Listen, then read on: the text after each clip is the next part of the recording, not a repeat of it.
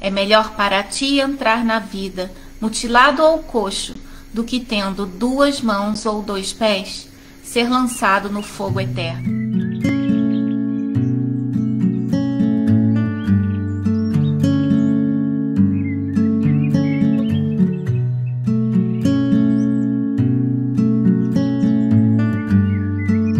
Então vamos agradecer a Deus, a Jesus, a espiritualidade amiga, pelo amparo de sempre, que eles continuem conosco nessa manhã, nos auxiliando para que a gente possa alcançar os entendimentos necessários, valiosos, úteis para o nosso dia a dia, para a nossa jornada evolutiva. Então, que os nossos corações e as nossas mentes estejam abertos para esse entendimento, para receber o amor e a paz que Jesus veio nos trazer, que nós nos sintamos todos envolvidos e conectados nesse amor. Que assim seja, meus amigos. Vamos começar então. O tema de hoje é escândalos. Se a vossa mão é um motivo de escândalo, cortai-a. São palavras de Jesus e esse título Kardec atribuiu a um conjunto de itens que está no capítulo 8 do Evangelho segundo o Espiritismo, Bem-aventurados os que têm puro o coração. Itens de 11 a 17, Kardec reuniu e deu esse título que a gente falou. São 2 passagens, nesse conjunto de itens nós vamos encontrar 2 passagens do Evangelho de Mateus e em seguida os comentários, as reflexões de Kardec a respeito desse texto do Evangelho. Então nós vamos ler essas passagens do Evangelho e depois fazer as nossas reflexões, baseado nessas reflexões de Kardec. E vocês fiquem à vontade para trazer as contribuições de vocês, as reflexões de vocês nos comentários, como nós fazemos sempre, algumas pausas e a gente vai compartilhando essas reflexões. Antes da gente ler o texto do Evangelho, eu vou trazer aqui o significado de 2 palavras que não são muito comuns, que estão no texto, então para facilitar o nosso entendimento. A primeira delas é mó de asno. Mó é uma pedra circular, muito pesada, que é utilizada no moinho para triturar os grãos. Então são 2 mós, uma mó fica fixa e a outra fica conectada, amarrada a um animal. E à medida que esse animal vai se deslocando, essa pedra vai também se deslocando sobre a outra e triturando os grãos. Então é esse sentido. Mó, uma pedra muito pesada, mó de asno, que ela está amarrada ao animal. A outra palavra é guiena, que corresponde a uma região próxima a Jerusalém, ficava ali nas redondezas de Jerusalém, o Vale do Rinom, onde na época de Jesus era depositado lixo, carcaça de animais, que ficavam ali sendo queimadas. Então é uma região onde habitualmente tinha fogo. Então vamos lá, vamos ao texto do Evangelho, capítulo 18 do Evangelho de Mateus, versículos de 6 a 11. São palavras de Jesus. Ele diz: quem escandalizar um destes pequeninos que crê em mim, é melhor para ele que lhe seja pendurada uma mó de asno ao redor do seu pescoço e se afunde na profundeza do mar. Ai do mundo por causa dos escândalos, pois há necessidade de virem os escândalos. Contudo, ai daquele homem por meio de quem vêm os escândalos. Assim, se tua mão ou teu pé te escandalizam, corta e lança de ti. É melhor para ti entrar na vida, mutilado ou coxo, do que tendo 2 mãos ou 2 pés, ser lançado no fogo eterno. E se teu olho te escandaliza, arranca-o e lança-o de ti. É melhor para ti entrar na vida com um só olho, do que tendo 2, ser lançado no guiena do fogo. Vede, não desprezeis nenhum destes pequeninos, pois eu vos digo que os seus anjos veem sempre a face de meu Pai que está nos céus. porque o Filho do Homem veio salvar o que estava perdido. Essa é a primeira passagem que Kardec coloca, e a segunda passagem está no Sermão da Montanha. E é uma fala muito semelhante, né, a essa, né, de Jesus, então Kardec coloca também ali. Então, os versículos, capítulo 5, versículo 29, portanto, se teu olho te escandaliza, arranca-o e lança-o de ti. E no 30, se a tua mão te escandaliza, corta e lança de ti, pois é melhor que se perca um dos teus membros, do que seja lançado o teu corpo inteiro no Guiena. Então, esses dois textos do Evangelho, né, nos mostram falas de Jesus que nos parecem um tanto estranhas, né? Seria um absurdo nós considerarmos que Jesus estivesse realmente propondo que os homens arrancassem o olho, cortassem a mão, né? O sentido literal dessa fala, desse texto, ele não está em coerência com a mensagem de Jesus, né? Com a essência da mensagem de Jesus. Fica muito claro que há um simbolismo, né? Jesus veio despertar os homens para a realidade do Espírito, veio nos ensinar as leis divinas, não é? Então, isso não é coerente, né, com essa proposta. Então, a gente vai aqui buscar uma compreensão mais adequada, né, mais coerente, não é? E vamos refletir sobre essas lições que nós vamos encontrar nesse texto. Então, vamos lá. Começamos procurando compreender o significado da palavra escândalo, mencionada por Jesus.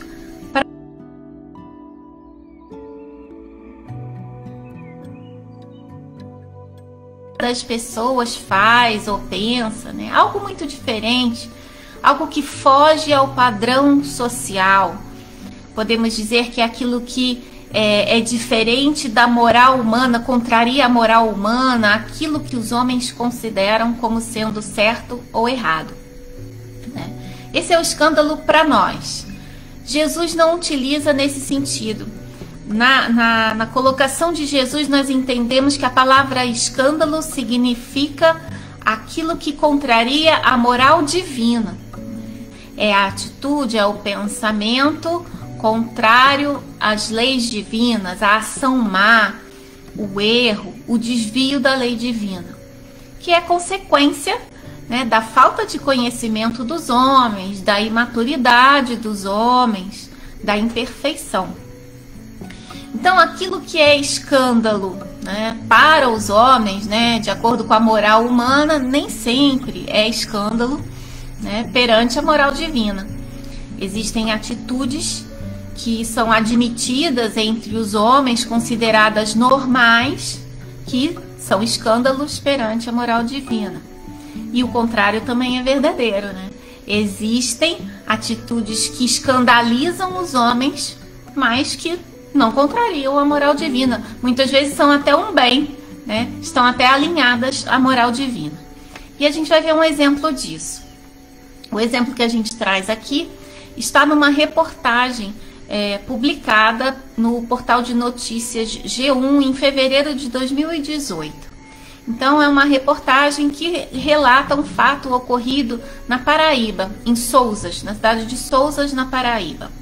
Um homem chamado Sebastião se envolveu numa briga por um motivo fútil e acabou sendo esfaqueado.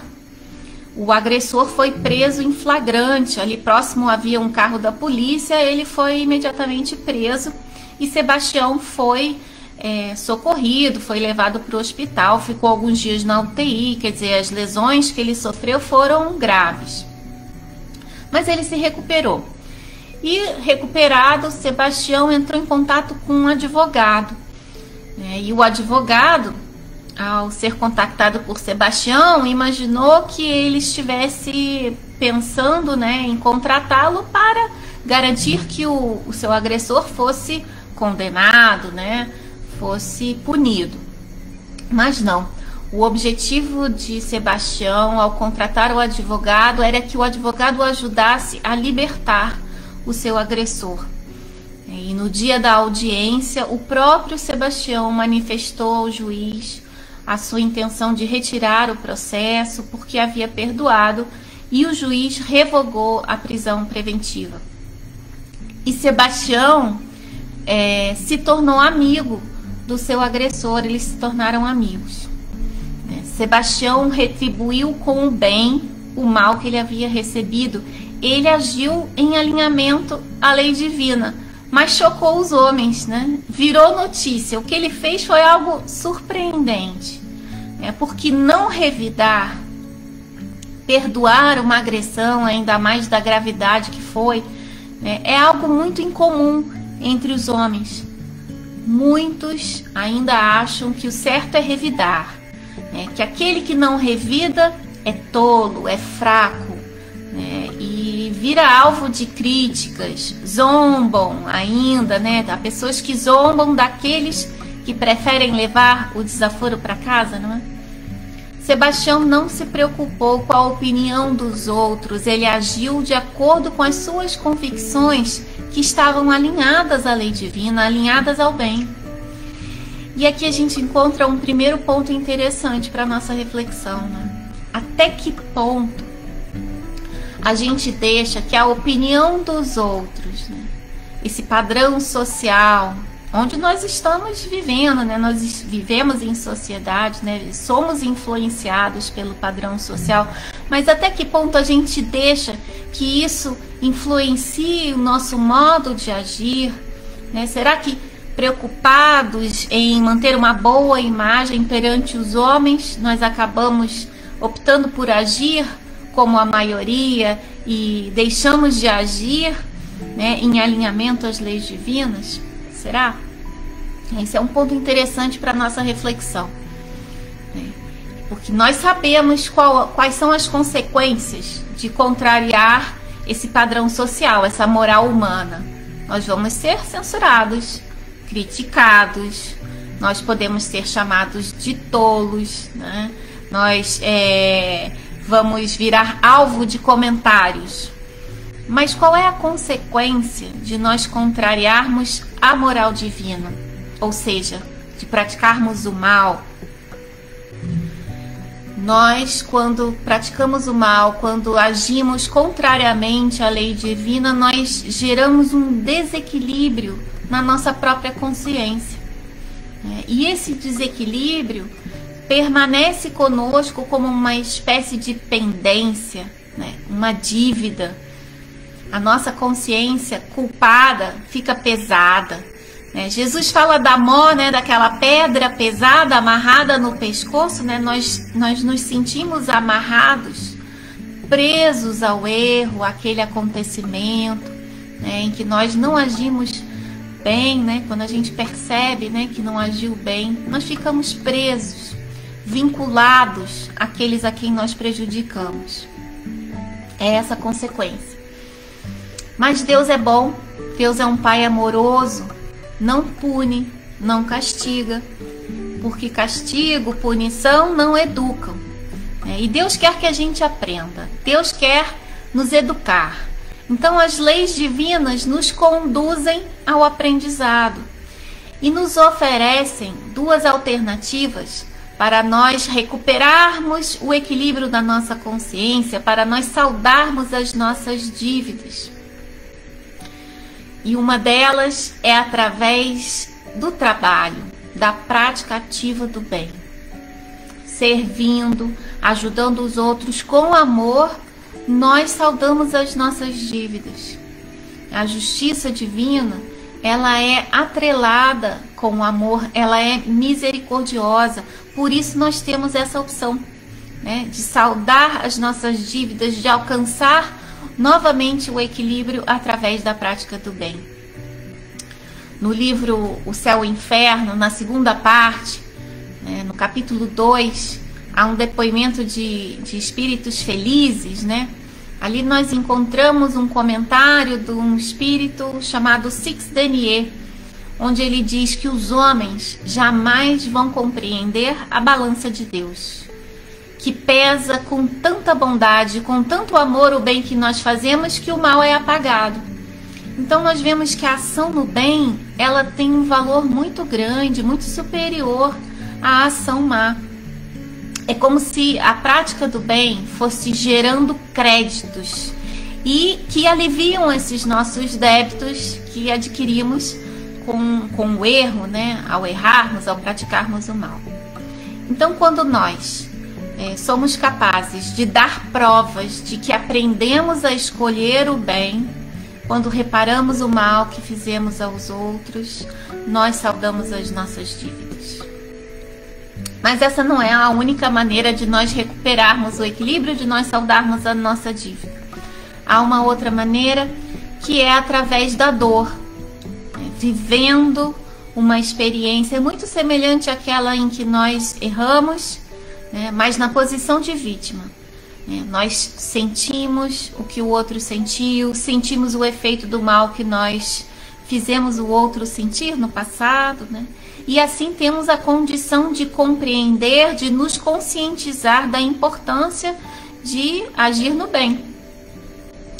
Mas, se na hora que nós estamos sendo atingidos pela ação má da outra pessoa, e vivenciando esse momento de dor, que vai nos reajustar, se nesse momento nós não conseguirmos alcançar compreensão, se nós não conseguirmos desculpar o outro, e nós revidarmos, a dívida permanece, nós não recuperamos o equilíbrio. Por quê? Porque nós ainda estamos pagando o mal com o mal, nós ainda não nos conscientizamos do bem, não alcançamos o aprendizado que essa situação estava nos convidando a alcançar. Então, o que vai acontecer? Vamos precisar de uma nova oportunidade. Deus quer que a gente aprenda, Então, Ele vai nos dar novas oportunidades. Vamos ser atingidos novamente por uma situação semelhante, pelo mal, pelo erro, até que a gente consiga reagir pagando com o bem o mal que nós recebemos. Até que a gente consiga desculpar, consiga perdoar. Então, oferecer o bem em troca do mal que nós recebemos. É essa resposta que a gente tem que conseguir alcançar. E assim, quando alcançamos isso, ficamos quites com a lei divina, saldamos os nossos débitos, ficamos livres daquelas amarras, não é? Então, quando Jesus nos disse para amar o nosso inimigo, não desejar mal a quem nos prejudica, Ele estava nos dando um conselho libertador. Porque o ofensor, o agressor, ele pode estar sendo um instrumento inconsciente, ou seja, ele não percebe, ele não tem a percepção de que ele é um instrumento da justiça divina, que com sua ação má está nos permitindo resgatar os nossos débitos, reconquistar o equilíbrio. Então, ele não merece de nós o revide. Ele mereceria de nós até um agradecimento, Ele merece ser compreendido porque ele está agindo de uma forma muito semelhante a que nós agimos no passado. Nós estamos revivendo aquela situação, como dissemos. Então, esse entendimento, ele é muito valioso, é muito precioso.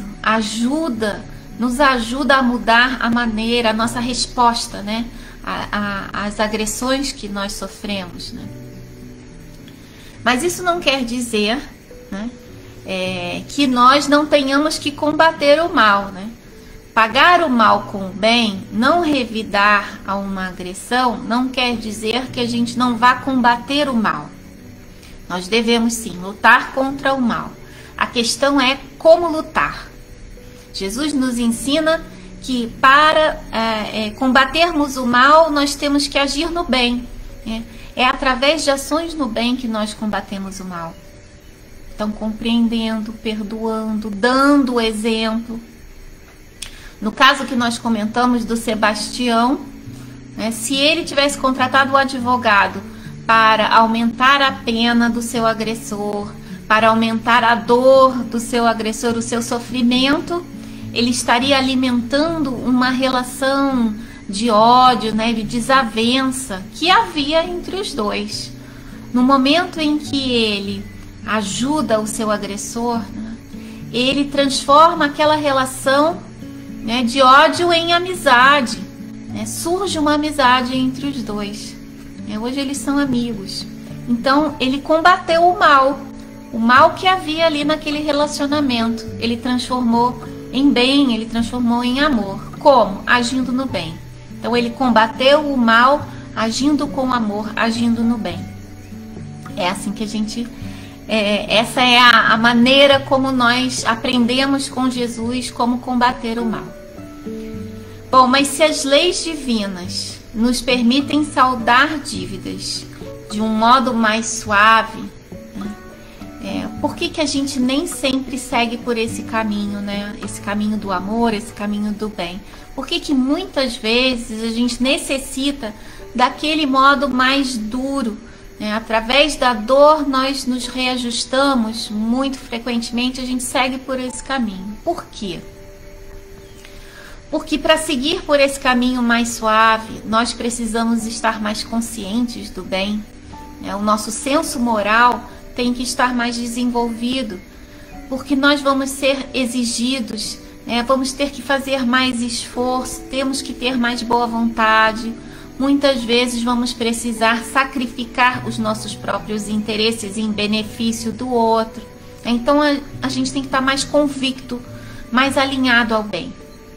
Se no nosso nível evolutivo nós ainda não alcançamos esse nível de compreensão, esse nível de desenvolvimento, a gente vai precisar ainda daquele outro modo, né? Deus é bom, Ele oferece modos de reajuste para os seus filhos, estejam eles em qualquer nível evolutivo. Sempre há uma saída para resolver o nosso desequilíbrio. E esse caminho mais suave, né, através do trabalho no bem, foi o caminho que Saturnino Pereira escolheu, como nos conta Hilário Silva no livro A Vida Escreve. É um livro psicografado por Francisco Cândido Xavier e Valdo Vieira. Então, no capítulo Merecimento, ele vai nos contar a história de Saturnino. Ele diz assim que Saturnino era um homem muito bom, caridade em pessoa, companheiro, estava sempre ali ajudando os amigos, e onde houvesse dor, lá estava Saturnino para consolar, com seu otimismo, com seu sorriso generoso. E Saturnino trabalhava numa tecelagem, operando uma máquina, e um certo dia a máquina que ele operava apresentou um problema e ele acabou sendo ferido, gravemente ferido. Foi levado para o hospital, né, foi levado para a cirurgia, e os amigos ali, todos muito apreensivos, os familiares aguardando notícias. Chega o médico e diz, muito satisfeito, que Saturnino corria o risco de ter que amputar o braço, mas felizmente não precisou amputar o braço, só teve que amputar o polegar. E os amigos ali, o pessoal ali conhecido de Saturnino, conhecia ele, aquele homem tão bom, eles se perguntavam por que um desastre desses com um homem tão bom, né? E Saturnino ficou triste, né, com esse acontecimento, agradeceu os amigos, os familiares, agradeceu a Deus, mas estava triste. E à noite Saturnino frequentava uma reunião mediúnica, ele era espírita. O orientador espiritual dirigiu-se a Saturnino dizendo o seguinte: Saturnino, meu filho, não se creia desamparado, nem se entregue à tristeza inútil. O pai não deseja o sofrimento dos filhos. Todas as dores decretadas pela justiça divina são aliviadas pela divina misericórdia toda vez que nos apresentamos em condições para a reparação. Você hoje demonstra indiscutível abatimento. Entretanto, não tem motivo. Quando você se preparava para reencarnar, programou a excursão presente de trabalho, de reajuste. Então, o orientador revela a Saturnino a razão desse acontecimento. Ele diz que numa existência passada, Saturnino era um poderoso sitiante E certa vez, por um empregado não poder obedecer às suas determinações, ele mesmo, Saturnino, com as próprias mãos, obrigou esse empregado a triturar o braço direito no engenho. E por muito tempo, Saturnino, na espiritualidade, né, depois de desencarnar dessa existência, ele no plano espiritual andou perturbado, com a consciência culpada, em desequilíbrio, e implorou a existência humilde em que viesse a perder no trabalho o braço mais útil. Assim ele poderia reconquistar o equilíbrio, não é? Mas, quando encarnou, Saturnino, desde muito cedo, muito jovem, se dedicava ao bem dos outros. Era trabalhador, cumpridor dos seus deveres. E por esse bem que ele já havia demonstrado, né, pela essa conscientização no bem que ele já havia alcançado, ele conseguiu aliviar a dor que estava programada, né? Ele não necessitava mais daquele evento doloroso, porque ele já havia aprendido, né? Então nós vemos que Deus quer o aprendizado, né? Se ele já havia alcançado, não havia necessidade dele enfrentar aquele episódio tão doloroso como havia sido programado, né, antes dele encarnar. Então ele não perdeu o braço todo, perdeu só um dedo. Se Saturnino tivesse encarnado e vivido a sua vida assim de um modo mais acomodado, né, fosse indiferente aos outros, mais preguiçoso, não fosse trabalhador nem cumpridor dos seus deveres, como Hilário Silva nos conta que ele era, né? Se ele tivesse cuidado mais de si mesmo do que dos outros, né, possivelmente ele ia precisar daquele reajuste mais doloroso. Então nós vemos, né, que a questão é estar consciente do bem, agir no bem. Quando nós estamos conscientes, quando nós aprendemos, nós aliviamos a necessidade de eventos dolorosos para o nosso reajuste à justiça divina. Bom, vamos ver aqui se temos algum comentário. Vamos dar uma pausa aqui. Então, bom dia a todos aqueles que eu ainda não tinha dado bom dia. Vamos ver, a Leninha diz aqui: o homem não tem necessidade de praticar o mal. Ninguém nasce destinado a fazer o mal, todos nascem para melhorar. Certamente, muito bom, isso mesmo, Leninha, a gente vai comentar nisso, né? A Niceia também comentou na sua reflexão, né? Não há necessidade, ninguém nasce com essa obrigação. A Nájila fala aqui: nenhum travesseiro é tão macio quanto uma consciência limpa. É mesmo. Existe algum jeito de tornar mais leve uma carga pesada demais? Delegar parte dela pode ajudar bastante. Então é isso, a gente alivia a nossa consciência à medida que a gente vamos nos tornando mais conscientes do bem, mais alinhados ao bem e ao amor. Vamos compreendendo esses movimentos da vida, né? Os nossos desvios. A gente vai comentar um pouquinho mais a esse respeito. Então, continuando aqui, então a gente entende porque Jesus diz que o escândalo é necessário, né? Ele diz: o escândalo é necessário ainda no nosso mundo, porque a gente ainda, muitas vezes, não alcançou essa convicção do bem que a gente precisa alcançar. Nós estamos em aprendizado e vamos necessitar, muitas vezes, do escândalo para o nosso reajuste. Nós chamamos de expiação, né? Para saldar as dívidas, saldar os erros do passado. Na verdade, eles são promotores do nosso progresso no bem. Então, no mundo de provas e expiações, nascem espíritos, né, que estão em aprendizado e por isso erram muitas vezes. E aí nós naturalmente atingimos os outros com os nossos erros e somos atingidos pelos erros dos outros. Isso acontece naturalmente, né? Não há obrigação, como a Leninha comentou, de ninguém agir no mal. Agimos porque somos ainda inexperientes, nos falta conhecimento. Então essa é uma necessidade do escândalo, que a gente alcance esse reajuste à lei divina, aprendendo a agir no bem. E o escândalo também é necessário para que a gente possa desenvolver virtudes. É um mundo de expiações, né, de reajuste e de provas, né, promotor de progresso. Espíritos que têm ainda um potencial pouco desenvolvido, precisam desenvolver o seu potencial. Esses somos nós, né? Temos as virtudes ainda num estado embrionário. Kardec, no capítulo 3 do Evangelho segundo o Espiritismo, no item 11, nos traz um resumo do ensinamento dos espíritos superiores e está escrito ali: em vosso mundo tendes necessidade do mal para sentir o bem. Está aí a necessidade do mal, né?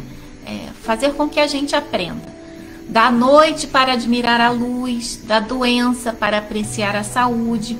Nos mundos superiores, esses contrastes não são necessários. Então, nos mundos superiores, num mundo feliz, não há necessidade do mal. Por isso, não tem mal lá, eles já aprenderam, né? Se já aprenderam, não tem necessidade. Se nós nascêssemos lá, o nosso progresso poderia ser comprometido, porque nós não seríamos desafiados, confrontados, né? Uns com os erros dos outros, né? Então esse confronto, ele é promotor de progresso. Na revista O Reformador, de junho de 1963, há um texto de Emmanuel, psicografia de Francisco Cândido Xavier, onde ele nos convida a imaginar a seguinte situação: um pai que, a pretexto de amor, então um pai muito bem intencionado, colocasse seu filho para viver num ambiente totalmente controlado, numa espécie de bolha, com um clima agradável, um lugar seguro, um ambiente cheio de ternura. E seu filho não iria à escola, né? Para não encontrar professores muito severos, para não conviver com colegas de comportamento muito diferente do seu, né? Ele seria educado em casa mesmo. Seu pai escolheria os assuntos, os heróis, as notícias a que ele teria acesso. E assim seu pai poderia poupar o filho dos escândalos do mundo, do mal do mundo. E assim ele preservaria a suavidade do filho, né? Essa era a intenção do pai. E um dia o pai se vê obrigado a se ausentar, a se afastar do filho. E o filho, com a ausência do pai, é obrigado a viver a vida real, né? E homem feito já se vê diante de uma grande dificuldade. A dificuldade de adaptar-se a um mundo que ele não conhecia. Ele não foi preparado para viver naquele mundo. Então ele precisaria ali recuperar o tempo perdido, desenvolver capacidades, aprender a se relacionar com pessoas muito diferentes que ele não conhecia. Então o pai criou um filho assim, cheio de suavidade, né? Cheio de ternura, mas inocente, despreparado, inapto para viver a vida real. O pai furtou do filho a oportunidade de aprendizado, de crescimento, de desenvolvimento, né, de amadurecimento, sob o pretexto do amor, né, sob o pretexto de preservação, de carinho, querendo só o bem do filho, ele prejudicou o seu filho. E nesse texto, Emmanuel então faz duas comparações muito interessantes sobre as lutas, as dificuldades da vida. Ele compara essas dificuldades com um material didático que nós recebemos no início do ano letivo. Eles são importantes, eles são necessários para o nosso aprendizado, para o nosso desenvolvimento. Lições aprendidas, chega no final do ano, né? Passamos nas provas, nós não precisamos mais daquelas apostilas, daqueles cadernos, eles não têm mais serventia. E compara também a um andaime, né, que é erguido para permitir que o edifício cresça, né, que o edifício seja construído. Obra finalizada, o andaime é desmontado. Então as dificuldades da vida funcionam também como um andaime, né, para que a gente possa construir virtudes, construir o reino de Deus dentro de nós. quando nós tivermos alcançado as virtudes que precisamos alcançar, desenvolver essas virtudes, nós não vamos precisar mais dessas dificuldades, dessas lutas, e ficar exposto a esses escândalos do mundo, né? E aí vemos ali que Jesus, isso está no Evangelho de João, capítulo 17, versículo 15. Jesus, orando a Deus, pedindo pelos discípulos, diz: não peço que os tires do mundo, mas que os livres do mal. Então esse mundo cheio de escândalos é um mundo muito desafiador, mas é necessário, né? Nós não podemos fugir desse mundo. Temos que aprender a tirar proveito do que esse mundo nos oferece, né? Então a gente entende que a gente não nasceu aqui por acaso, né? Que estamos no melhor dos mundos, o mais adequado para o nosso nível evolutivo, é mais adequado ao nosso progresso. Deus nos ama muito, nos ama verdadeiramente e age com perfeição, né? Ele é um pai que ama e age com perfeição. Aquela história que Emmanuel nos conta é um pai que ama muito, mas que ainda não sabe agir, né? Não agiu com perfeição, precisa aprender a agir, né? Deus nos ama e age com perfeição. Portanto, não furta dos filhos o direito de aprender, nos incentiva ao aprendizado, ao crescimento.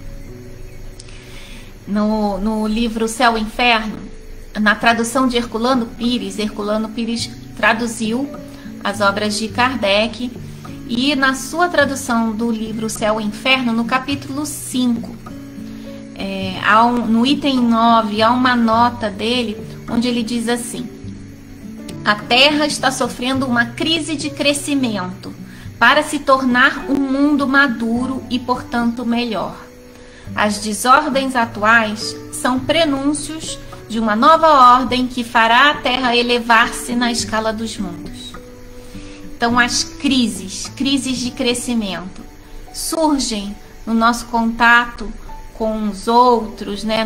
No contato com os escândalos do mundo, e vão nos propiciando o amadurecimento. Nós vamos nos tornando mais maduros e melhores, né?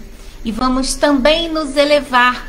A Terra vai se elevar na escala dos mundos, e nós vamos conseguir uma elevação na hierarquia espiritual. Nós vamos ganhar virtudes, né? Nós vamos crescer como espíritos. Jesus disse, né, voltando ao texto lá que nós lemos do Evangelho de Mateus, Jesus disse: ai do mundo, ai do homem por quem vem o escândalo. Ai quer dizer, há uma consequência, ele está nos advertindo, cuidado, não é? Nós temos liberdade para agir, liberdade para escolher como vamos agir, né? O livre-arbítrio. Por isso temos responsabilidade. Então, como a Leninha comentou, como a Niceia explicou, ninguém tem obrigação de agir no mal. Se nós fôssemos obrigados a agir no mal, nós não poderíamos ser responsabilizados, né? Nós estaríamos agindo ali como máquinas. Mas não, nós praticamos o mal, né? Porque nós escolhemos praticar, né? Temos responsabilidade pelas nossas escolhas. Pelas escolhas que fazemos, tanto coletivamente, e aí entendemos porque Jesus diz ai do mundo, né? Uma responsabilidade pelas ações coletivas e também pelas ações individuais, né? Responsabilidade individual, ai do homem. E por sermos responsáveis, né, por essas escolhas, somos então impactados pelo resultado delas, né? O resultado das nossas ações nos impacta, né? Recebemos o feedback, um feedback que nos educa, né? A lei de causa e efeito, nos educando, né? Quando o resultado é bom, a gente, acertamos, né? A gente repete. Quando o resultado não é bom, a gente para pensar, puxa, eu tenho que mudar a minha forma de agir, né? Preciso agir diferente. E aí, numa nova oportunidade, nós vamos agir de uma forma diferente. O Marquinho também explicou na sua reflexão esse mecanismo, né? De nós irmos experimentando, nós aprendemos a agir no bem, porque temos experiências, temos a oportunidade de escolher. Escolhemos errado muitas vezes para aprendermos a escolher o certo. E é assim que nós progredimos, é assim que nós conquistamos pureza. A pureza nós conquistamos em contato com o mal, tendo experiências. Quando nós estamos em contato com o mal, nós não perdemos pureza. A pureza é um estado de alma que nós conquistamos, que nós ganhamos se conseguimos aprender. Se a experiência do erro nos conduz a esse aprendizado. Vamos ver aqui, dar mais uma pausa para ver os comentários. Vamos ver. Aqui a Nájila: não se esqueça de que qualquer que seja a sua posição na vida, há sempre 2 níveis a observar, os que estão acima e os que estão abaixo de você. Assim você poderá compreender ao vivo os problemas que surgem dos 2 lados e dessa forma poderá ajudar melhor a uns e outros. Isso mesmo, São Vicente de Paulo comenta isso, no Livro dos Espíritos, essa posição intermediária que nós sempre estamos, Estejamos encarnados ou desencarnados, um superior e um inferior, ter esse olhar. Muito bem, vamos continuando aqui. Vamos lá.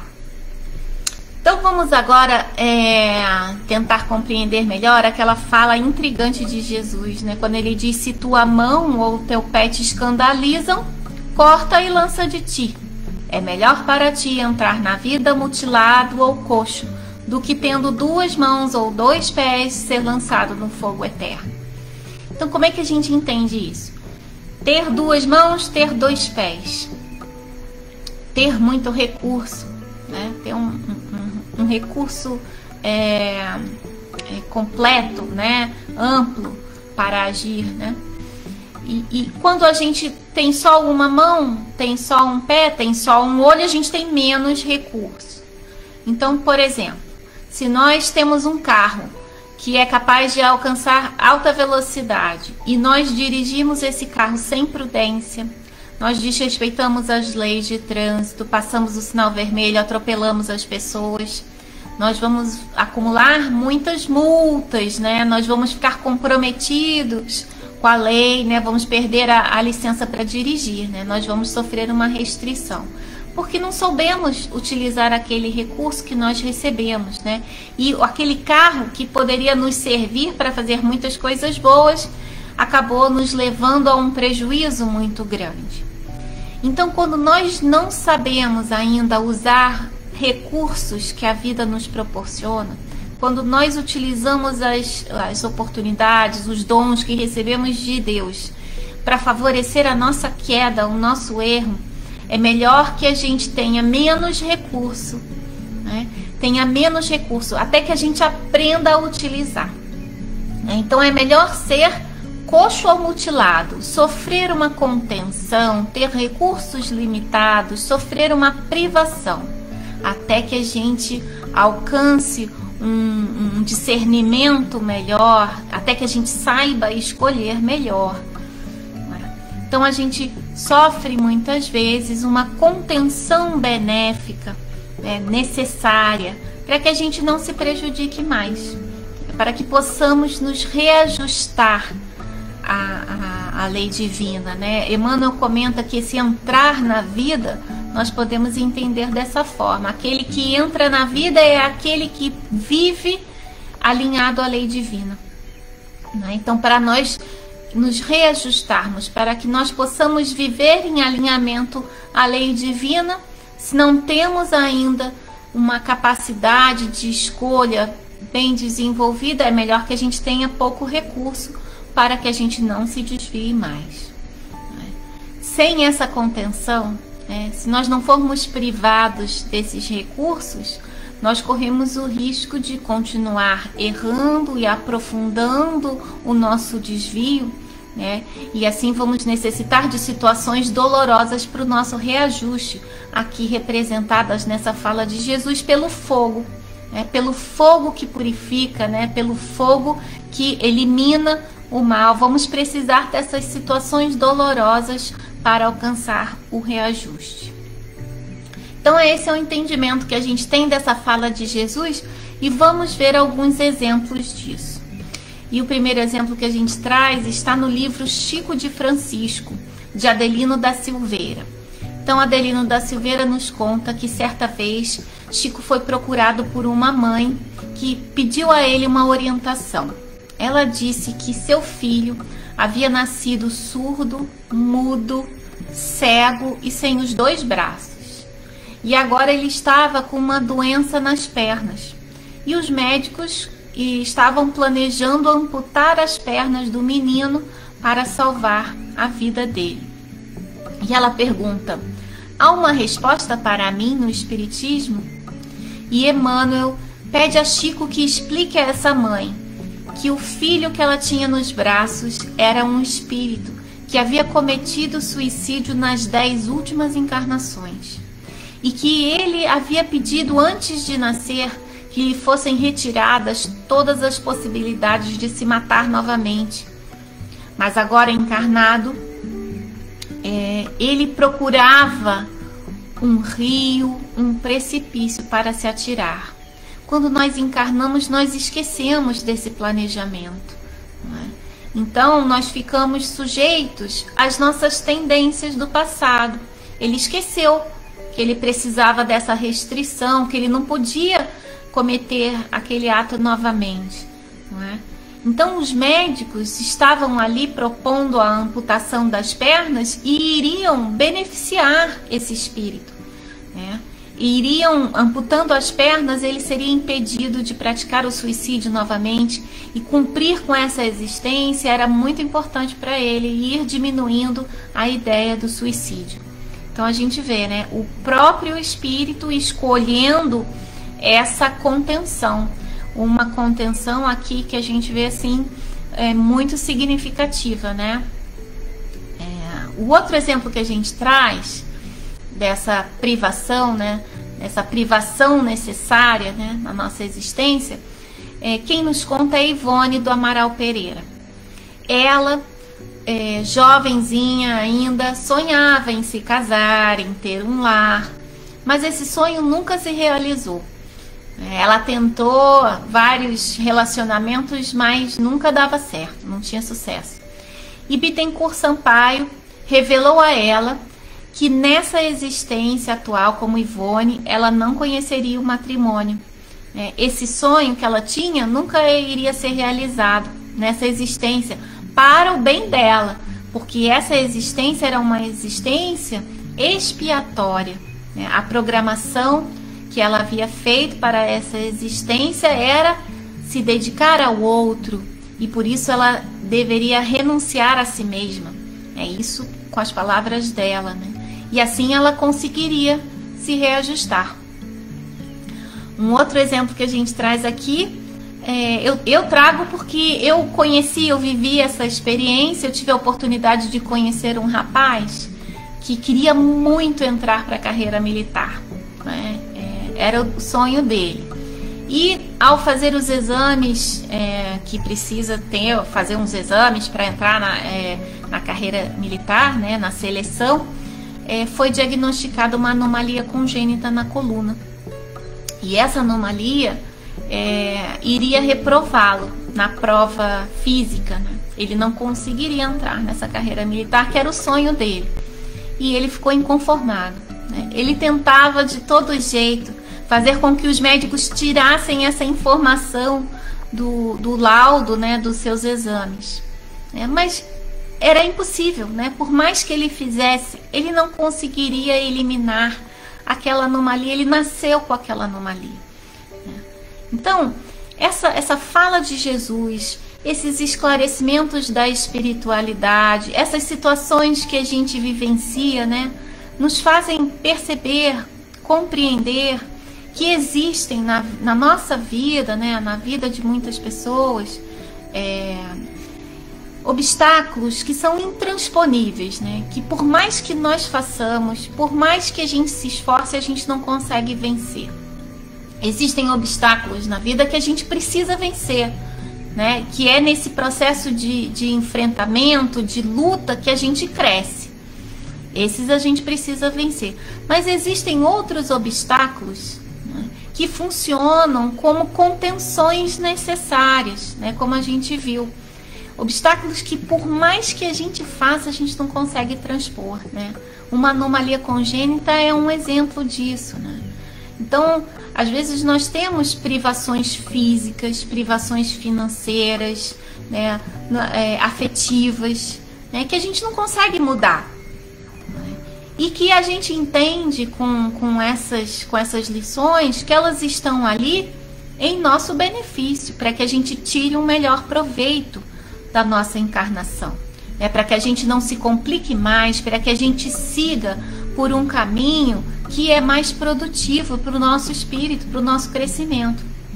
Então, quando nós encontrarmos portas fechadas na nossa vida que a gente não consegue transpor, que a gente não consegue vencer, né, o melhor é compreender, é aceitar, é buscar a resignação, né, entendendo que isso também é uma prova, né, essa prova de compreensão, de aceitação, e procurar outros caminhos que certamente existem.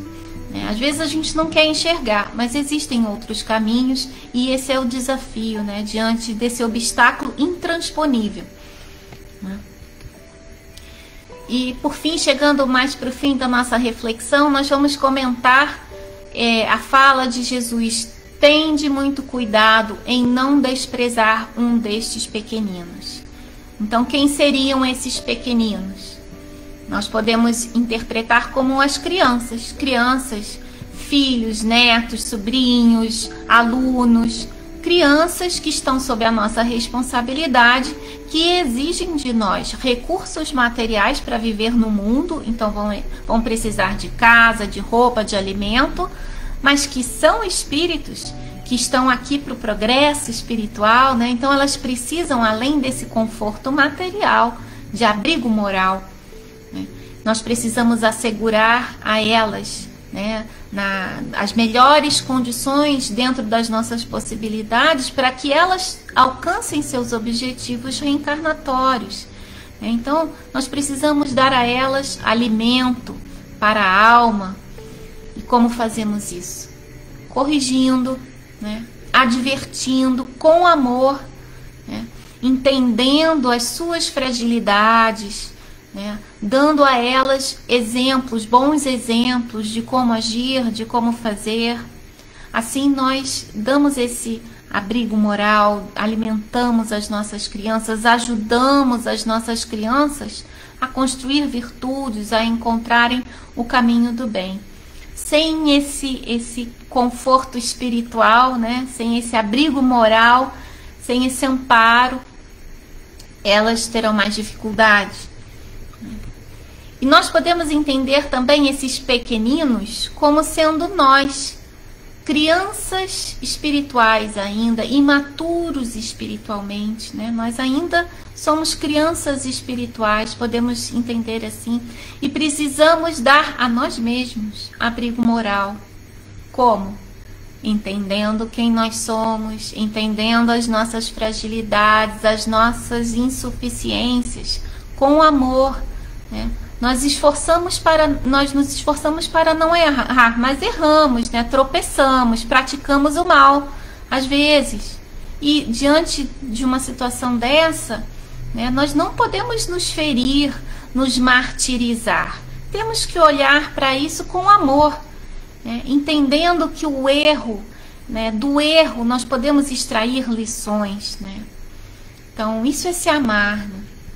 Nós vamos encontrar novas oportunidades para agir diferente, né? Então nós vamos nos dedicar a agir diferente numa nova oportunidade, mas não podemos nos ferir, nos martirizar pelo erro, porque a gente sabe que nós somos espíritos em construção, né? Nós ainda temos muitas coisas para aprender. O Filho do Homem veio salvar o que estava perdido, né? O Filho do Homem, Jesus, encarnou como homem, né? Para nos ensinar tudo isso e nos ensinar o caminho do bem. Ele é o irmão mais velho que nos dá abrigo moral, né? Nele, nas suas lições, nós encontramos o alimento para a alma, não é? Nós não ficamos perdidos porque temos Jesus, o Evangelho, as lições que estão ali, nos dando, nos indicando o caminho, nos indicando uma direção a seguir, né? Por isso ele é o nosso guia, né? Então Jesus, o Filho do Homem, veio salvar o que estava perdido, veio nos salvar, nos orientar. Jesus veio nos ajudar a ver o amor de Deus em tudo. A bem-aventurança que dá título ao capítulo 8, né, que serviu de base para a nossa reflexão, é: bem-aventurados os puros de coração, porque eles verão Deus. Então Jesus nos ensinou a ver o amor de Deus em tudo, né? Em ver o amor de Deus nesse mundo cheio de escândalos, né?